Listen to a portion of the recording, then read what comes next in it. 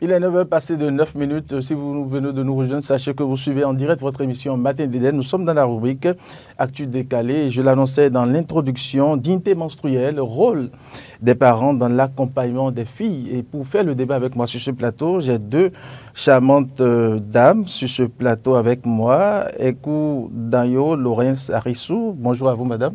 Bonjour, monsieur le journaliste, et bonjour aux téléspectateurs de Eden TV. Allez, bienvenue sur Eden Télévision. C'est un plaisir partagé. Vous êtes en direct sur la télévision et puis sur la radio Diaspora FM. D'accord. Et vous êtes spécialiste en santé sexuelle menstruelle, c'est bien cela? Oui, c'est exact. Merci d'avoir accepté notre invitation. C'est un plaisir, c'est un devoir. Merci. Inès Aguessi, bonjour à vous, madame. Bonjour, monsieur le journaliste. Bonjour, chers téléspectateurs. C'est un plaisir d'être avec vous ce matin. Le plaisir est partagé. Vous êtes présidente de l'Association des femmes pour le développement à fait, c'est bien ça? Bien sûr.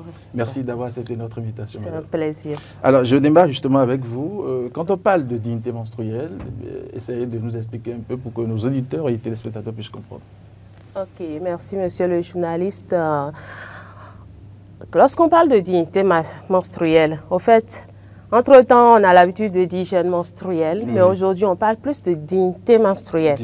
Et ça s'explique par le fait que toute personne soit dans un état, toute personne, là, ce que je dis toute personne, c'est toute femme ou jeune fille en âge de menstruation ait la capacité de jouir de leur état de menstruation sans peur, sans frustration, sans violence, parce qu'il arrive parfois sans jugement. Que la peur puisse être présente, c'est ça? Oui, il arrive parfois que lorsque la femme est en menstruelle, elle se sent différente des autres. Elle se dit parce qu'elle est sale, parce qu'elle a quelque chose qui la différencie des autres, elle doit pouvoir se réserver, elle doit avoir des comportements pour ne pas s'exposer. D'accord. Madame Laurence, oui, de votre côté? Oui, j'ajouterais juste que c'est exactement ça. La dignité menstruelle, c'est un concept, mais c'est précisément le droit de toute fille ou femme menstruée de jouir pleinement de ses jours de menstruation sans honte, sans stigmatisation, sans discrimination, sans tabou, sans honte du qu'en dira-t-on, avec à sa disposition les protections menstruelles et surtout une éducation et un accompagnement menstruel durant toute la durée et surtout la reconnaissance, c'est-à-dire cette fierté-là de vivre la chose avec joie, avec engagement, sans gêne de son entourage. Voilà. Mais en quoi est-ce que les parents ont une responsabilité dans l'éducation de ces jeunes filles-là? Alors, je dirais que, en ce qui concerne la responsabilité des parents, elle est vraiment grande. Hein. Si on peut déjà l'écrire avec un grand R, ce serait vraiment bon. On ne pourra pas quitter parce que les parents doivent jouer vraiment un rôle d'accompagnement en ce qui concerne la normalisation des discussions menstruelles au sein des familles et surtout travailler à faire regresser les tabous. C'est vraiment le rôle fondamental des parents, l'accompagnement à double sens pour normaliser les discussions menstruelles et pour accompagner à regresser les tabous. Essayer d'échanger de temps en temps avec ces enfants-là, n'est-ce pas? Oui, essayer d'échanger de temps en temps avec ces enfants-là. Et le but surtout, c'est qu'au sein des familles, il faut œuvrer pour que les filles n'aient pas une seule personne de confiance, mais qu'à un moment donné, que tous les membres de la famille soient des personnes de confiance vers qui les filles menstruées peuvent aller librement et parler, poser Mais avant leur cela, est-ce qu'il ne faut pas déjà préparer le terrain, déjà commencer par avoir cette facilité-là d'échanger avec les... Parce que pour la plupart aujourd'hui, les enfants ont du mal, certains enfants ont du mal à dire un certain nombre de choses avec leurs parents. Oui, c'est vrai. Les filles ont du mal à dire certaines choses avec leurs parents et je dirais précisément avec leur père. Et c'est là qu'il faudrait travailler à ce que l'élément de langage adapté à apporter, à dire aux filles, soit instauré au sein des familles, au niveau des mères, mais également au niveau des pères. Parce que parfois la fille peut être plus proche du père. Le constat surtout, c'est qu'elles sont souvent proches de leur mère, n'est-ce pas? Elles sont souvent proches de leur mère, mais dans certains cas, il y a des filles qui sont beaucoup plus proches de leur père. Et en ce moment, il faudrait que le père puisse également avoir l'élément de langage favorable et adapté pour accompagner sa fille et surtout préciser que ça ne doit pas être le rôle uniquement des mères. D'accord. Voilà. Madame Inès, le rôle des parents dans l'accompagnement de ces jeunes filles? Moi, je dirais que le rôle des parents dans l'accompagnement des filles dans la dignité menstruelle est prépondérante. parce que lorsque la femme a ses menstruations, lorsqu'une fille a ses menstruations, elle se sent un peu différente. Et le fait de se sentir différente, ça ne lui permet pas tout de suite de s'ouvrir au monde, de pouvoir parler librement. Alors les parents ont ce rôle de la mettre en confiance. Et comment la mettre en confiance, c'est de pouvoir briser les tabous qui sont autour d'elle et de favoriser, de créer un espace de dialogue avec elle.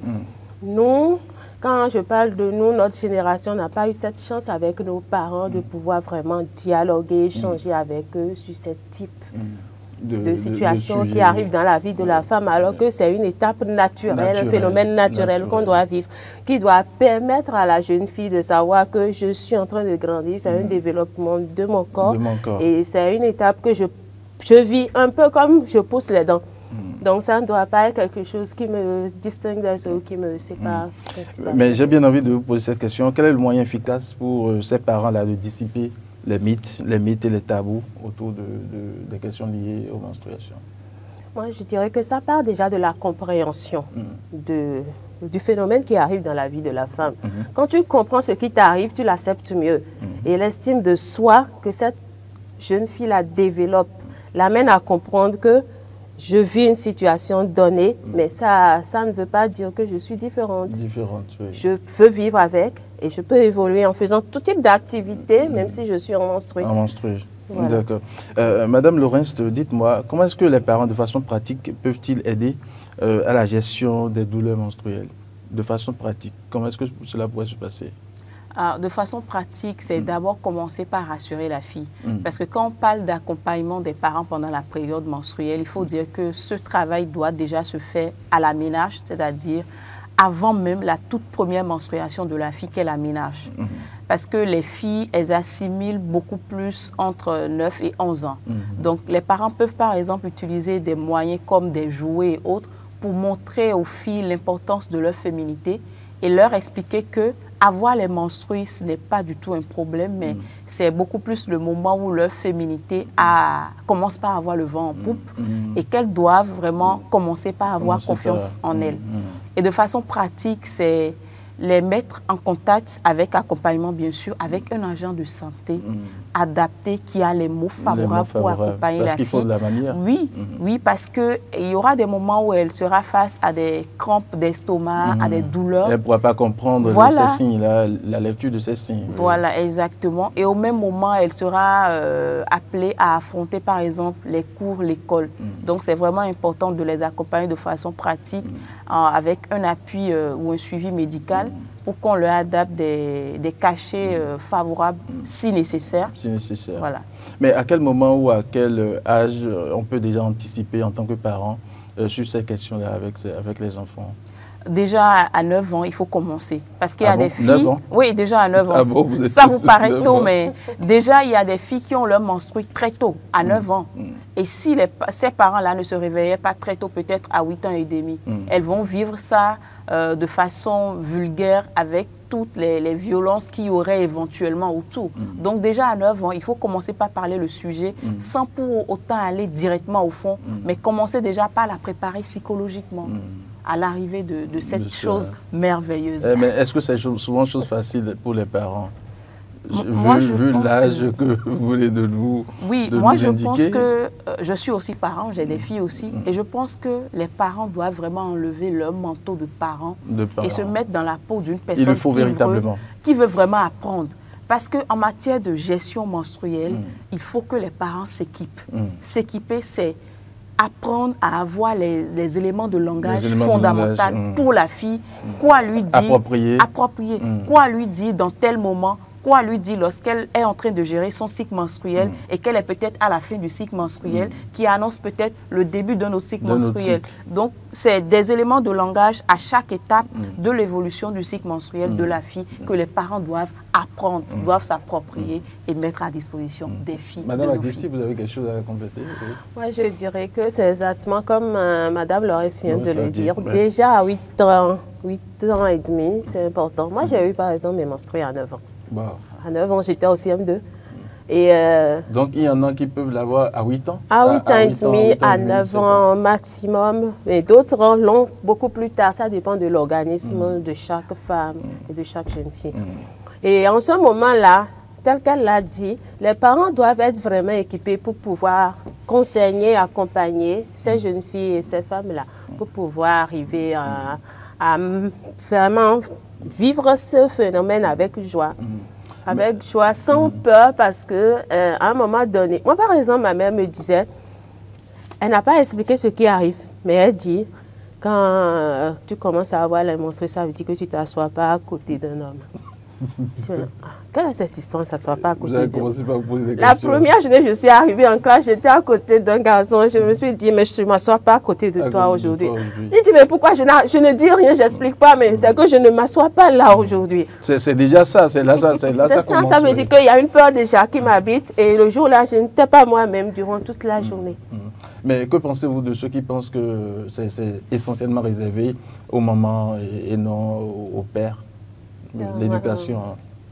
Moi, je pense que tout le monde doit être trempé dans ce débat-là parce que la cellule familiale, c'est le père, la mère, ce sont les enfants. Donc, lorsque le dialogue est ouvert, l'enfant constate que c'est un phénomène naturel. C'est quelque chose dont on peut parler, même à son maître à l'école, même à sa maîtresse à l'école. Ah, j'ai eu une tâche, ah, j'ai senti telle chose, même à son directeur. Elle sera beaucoup plus ouverte pour pouvoir échanger avec son environnement et elle n'aura pas de frustration. Madame Laurens, nos auditeurs peuvent nous appeler ainsi que les téléspectateurs au 01 48 52 94 02. Madame Laurens, donc les pères également un rôle à jouer dans cet accompagnement. Oui, moi je pense que c'est au même moment où on demande aux pères d'être complémentaires. Mais c'est beaucoup plus les moments, oui. En matière de gestion menstruelle, je dirais que c'est une responsabilité partagée à la même hauteur et au même pourcentage. 50% femmes, 50% hommes en ce qui concerne la gestion menstruelle. Et il faut dire que les quelques rares parents qui arrivent les quelques rares pères plutôt, qui arrivent à se démarquer du lot, qui commencent par accompagner les filles dans la gestion de leur cycle, on obtient beaucoup plus vite le changement de comportement au niveau de la famille. Parce que c'est le chef de famille qui est le père. Et c'est lui maintenant qui se lève pour dire, il faut accompagner ici, il faut accompagner telle fille, il faut qu'elle ait ses protections menstruelles à temps, il faut lui préparer son trousseau menstruel à la fin de chaque cycle, etc. Quand c'est lui qui prend le lead, en matière de gestion menstruelle. Madame Laurens, nous avons un appel en bout du fil. Bonjour. Bonjour, monsieur. Bonjour, le plateau. Bonjour, le plateau vous salue. Merci de vous présenter, s'il vous plaît. Monsieur Alexandre de Félix. Ok, votre question ou votre rapport? Voilà, non, j'apprécie d'abord ce que dit... Nous vous recevons très faiblement. Je dis, j'apprécie d'abord ce que disent les deux grandes dames sur le plateau. Merci beaucoup. Je leur dis merci beaucoup, je les félicite. Mais quant au rôle des parents, des pères, c'est un peu bon. C'est un peu difficile. Bon, moi, je prends mon cas. C'est un peu difficile de m'asseoir et commencer par dire des choses comme ça. Je comprends bien, à ma situation, mais ça me paraît, bon, c'est bizarre. Bon, moi, j'essaie de parler avec maman, tout ce que j'entends par là, j'essaie de lui en parler pour qu'elle puisse discuter avec elle. Donc pour moi, c'est un peu difficile. Et je les encourage, s'ils ont d'autres astuces à nous montrer pour que nous puissions entrer dans la danse. C'est bon, parce que c'est une période où, quand vous n'arrivez pas à cadrer les enfants, surtout les filles, que vous perdez beaucoup de choses. Tout à fait, c'est la dérive totale, oui.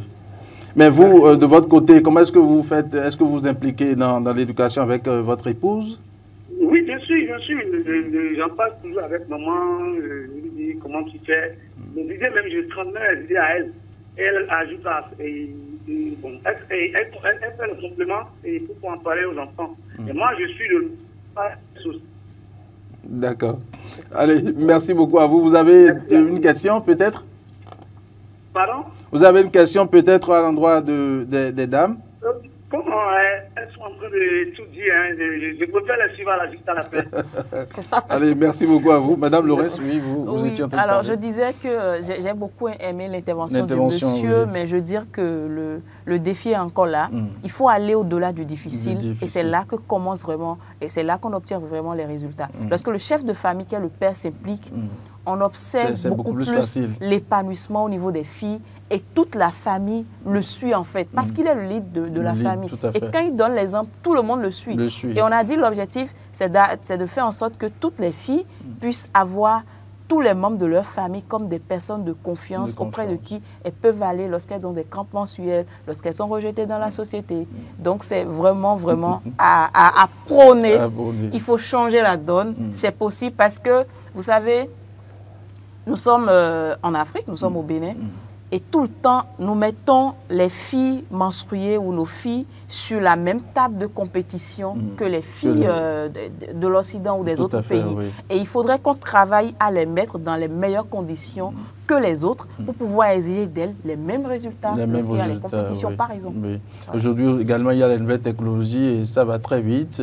Les enfants suivent beaucoup de choses. Et donc, si les parents ne s'impliquent pas, ils seront autrement éduqués, n'est-ce pas? Oui, c'est ça. Et il faut aussi, lorsque parfois il arrive que les filles doivent obligatoirement être rejetées et subir les tabous menstruels, c'est-à-dire lorsqu'il n'y a vraiment pas de choix, il faut songer à leur proposer d'autres modes de substitution. C'est-à-dire au moment où vous les rejetez, par exemple, ce qui ne devrait pas être au moment où vous les rejetez parce qu'elles sont en menstrues, au moment où vous les écartez, au moment où vous les privez des choses qui peuvent contribuer à leur épanouissement, proposez-leur autre chose pour remplacer ça. Même si à vrai dire, à proprement parler, rien ne peut réellement remplacer ce rejet-là. Rien ne peut remplacer ce rejet. Madame, je vous vois sourire.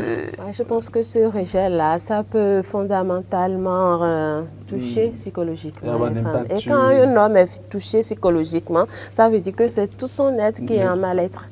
Et c'est un peu compliqué de comprendre que je suis rejetée pour quelque chose que je n'ai pas choisi, mais qui m'arrive naturellement, qui fait partie de ma vie. Alors, qu'est-ce que je dois faire? Mon environnement doit pouvoir m'appuyer dans ce sens-là et m'aider à vivre ça. Et ça part déjà des dispositions qui doivent être prises dans les écoles. Normalement, quand les enfants, les jeunes filles sont en menstruation, ils devaient avoir des toilettes adaptées pour leur permettre de se mettre à l'aise. Pas les mêmes toilettes que les garçons. Et là, elles savent qu'il y a un travail à faire à la base, même que pour les équipements qui doivent être sur elles. Au niveau, par exemple, de l'infirmerie, il doit avoir, disons, quelques couches, des équipements adaptés dont elles peuvent se servir au besoin si y arrivait qu'elles n'amenaient pas ça sur elles et que la menstruation les surprenait à l'école. D'accord. Allez, nous allons sur quelques réactions. Je vais lire quelques réactions de nos internautes sur nos différentes plateformes. Alexis Balogun, lui, pense que la grande responsabilité est à la charge de la mère du foyer. Beaucoup de conseils et surtout informer l'enfant sur le changement qu'elle va commencer à observer dans son corps, sa vie de fille. Fiacre Agboresso, lui, de son côté, il faut beaucoup de conseils et surtout l'apprendre à mieux faire ses toilettes intimes. C'est important. Vous êtes d'accord avec son avis? Oui, moi je suis parfaitement d'accord. Madame Laurence, vous êtes d'accord avec son avis? Moi, je ne suis pas d'accord à 100% parce que c'est vrai, il faut lui apprendre à faire ses toilettes intimes. Mais là, c'est comme si on veut vraiment parler de l'hygiène. Et parler de l'hygiène de cette façon porte à penser que les menstrues sont une souillure. Les menstrues ne sont pas une souillure. Et quand on va prendre l'affirmation ou la proposition sous ces sangles-là, on va encore ouvrir la porte au tabou. Succès brillant, nous finissons avec lui, c'est le rôle exclusif de la maman.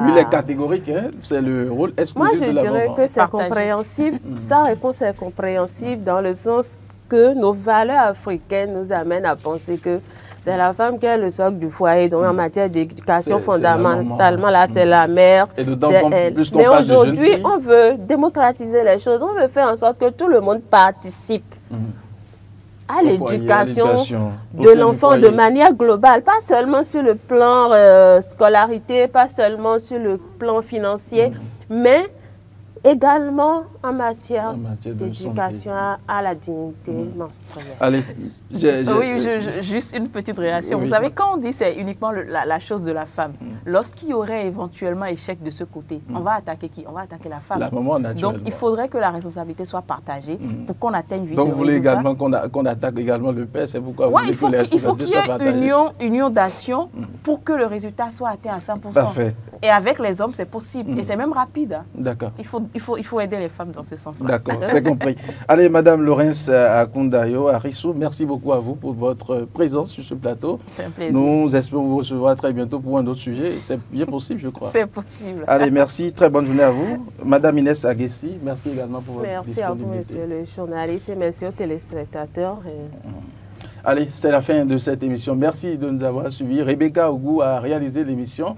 Elle était assistée au son de Emmanuel Agbodjoul. Merci de nous avoir suivis. Moi, je vous retrouve tout à l'heure à 13h pour le journal de l'après-midi.